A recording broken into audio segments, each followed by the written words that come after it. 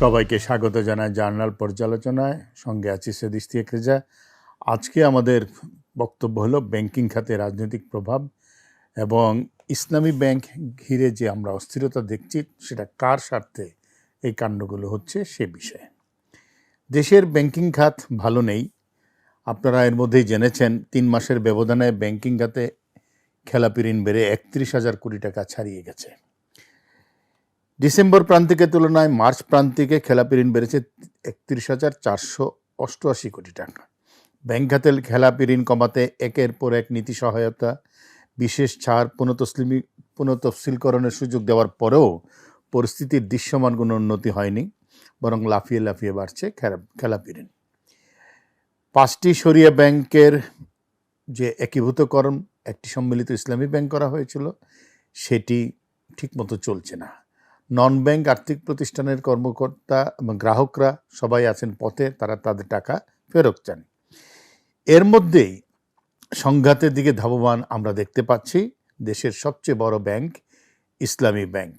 গত 4 দিন ধরে কেন্দ্রীয় ব্যাংক কর্তৃক নিয়োগপ্রাপ্ত ব্যাংকটির নতুন চেয়ারম্যান খুরশিদ আলমকে অপসারণের দাবিতে বিক্ষোভ করছে পুরো মতিঝিল এলাকায় এবং কার্যত মতিঝিল বাণিজ্যিক এলাকা এখন অবরুদ্ধ হয়ে পড়েছে, অকার্যকর হয়ে পড়েছে। 2024-এর 5 আগস্ট শেখ হাসিনা সরকারের পতনের পর সব মহল থেকেই বলা হয়েছিল দেশের ব্যাংক এবং আর্থিক খাত এখন রাজনৈতিক প্রভাব মুক্ত, কিন্তু বাস্তবে কি তাই হয়েছে? এস আলম গোষ্ঠীকে ইসলামী ব্যাংক থেকে বিদায়ের পর আমরা দেখেছি পুরো ব্যাংকটি পরিচালনার দায়িত্ব নিয়েছে জামাতে ইসলামী। অভিযোগ উঠেছে ইসলামী ব্যাংক সচেতন গ্রাহক ফোরামের আড়ালে মূলত জামাতে ইসলামী এখন চেয়ারম্যান বিরোধী আন্দোলন করছে।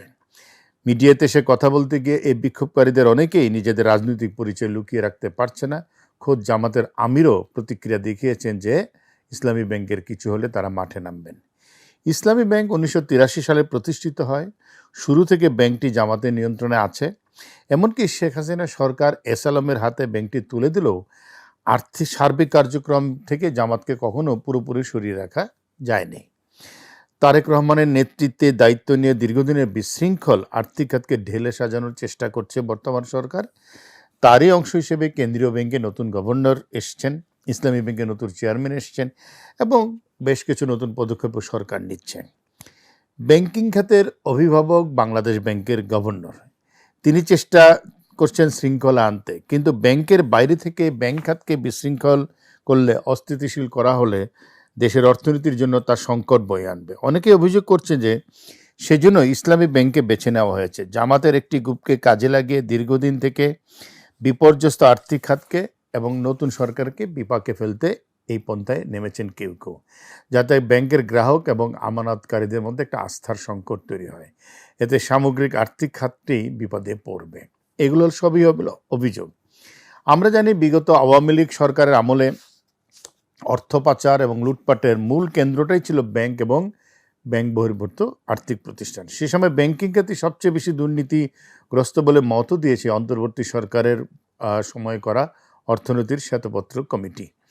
রাজনৈতিকভাবে প্রভাবিত ঋণ প্রদান প্রক্রিয়া দেশের ব্যাংকিং খাতকে গভীর সংকটে ফেলেছিল, যার জের এখনও টানতে হচ্ছে কেন্দ্রীয় ব্যাংকে ব্যাংকিং খাতকে। ইসলামী ব্যাংকের প্রতিষ্ঠার পর থেকে একটি রাজনৈতিক দলের আধিপত্য ছিল, যা এখনও বিরাজমান। কিন্তু ব্যাংকে কি কোনো রাজনৈতিক দলের প্রভাব থাকা উচিত? এই প্রশ্নটি সচেতন মহলে উঠেছে। একটি আর্থিক প্রতিষ্ঠানকে বা ব্যাংকে রাজনৈতিক দলের অর্থায়নকারী হিসেবে তৈরি করা হলে অন্য ব্যাংক বা আর্থিক প্রতিষ্ঠানেরও সেই প্রক্রিয়া শুরু হবে, যা নিশ্চিত করে বলা যায়।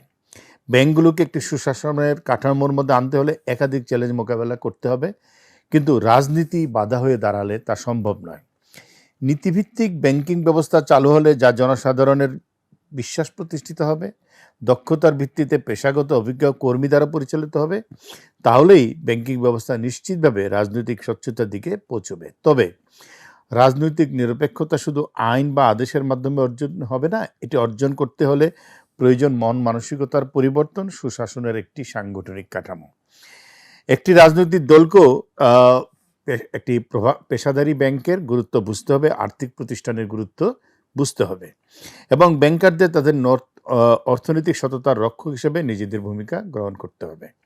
স্বচ্ছতা এবং সবাইকে পরস্পর দায়িত্ব নেয়ার মানসিকতা প্রতিষ্ঠা করার মাধ্যমে অর্থনৈতিক অগ্রগতি অর্জন সম্ভব। বিশিষ্ট অর্থনীতিবিদ, তত্ত্বাবধায়ক সরকারের সাবেক উপদেষ্টা ব্র্যাক চেয়ারপারসন ডক্টর হুসেন জিল্লুর রহমান সম্প্রতি এক সেমিনারে বলেছেন, ব্যাংকিং খাতের বিদ্যমান সংকটের সমাধান শুধু অর্থনৈতিক বিষয় নয়, বরং রাজনৈতিক অর্থনৈতিক দৃষ্টিভঙ্গি পাল্টাতে হবে। এটাই আসল কথা। আরেকটি বিষয় হলো, বাংলাদেশ ব্যাংকের স্বাধীনতা অবশ্যই নিশ্চিত করতে হবে। কেন্দ্রীয় ব্যাংকের স্বাধীনতা যদি রাজনৈতিক চাপে হরণ করা হয়, তাহলে বিপর্যয় অনিবার্য। গত 1 জুন বাংলাদেশ ব্যাংকের নির্বাহী পরিচালক ও মুখপাত্র আরিফ হোসেন খান বলেছেন, ব্যাংক খাতে কোনো ধরনের রাজনৈতিক হস্তক্ষেপ বরদাস্ত করা হবে না। কোনো কর্মকর্তা রাজনৈতিক চাপের মুখে পড়লে তা সরাসরি গভর্নরকে জানাতে বলা হয়েছে। প্রয়োজন হলে গভর্নর নিজেই সেই চাপ মোকাবেলা করবেন। কিন্তু আমরা দেখতে পাচ্ছি ইসলামী ব্যাংকের কোনো কর্মকর্তাকেও মাঠে আন্দোলনের মধ্যে নেমে এসেছেন। এগুলোও বোধহয় খেয়াল রাখা দরকার আছে যে ব্যাংক কর্মচারীরা এটা করতে পারেন কেন না।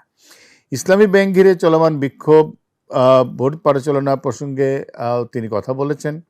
কোনো ব্যাংকের বিষয়ে সিদ্ধান্ত রাস্তার আন্দোলন বা চাপের মুখে নেওয়া হবে না। যে কোনো ব্যক্তি বা গোষ্ঠীর মত প্রকাশ, বিক্ষোভ বা আইনি প্রক্রিয়া যাওয়ার অধিকার আছে, তবে বাংলাদেশ ব্যাংকের আইন এবং বিধি অনুযায়ী সিদ্ধান্ত নেবে কেন্দ্রীয় ব্যাংক।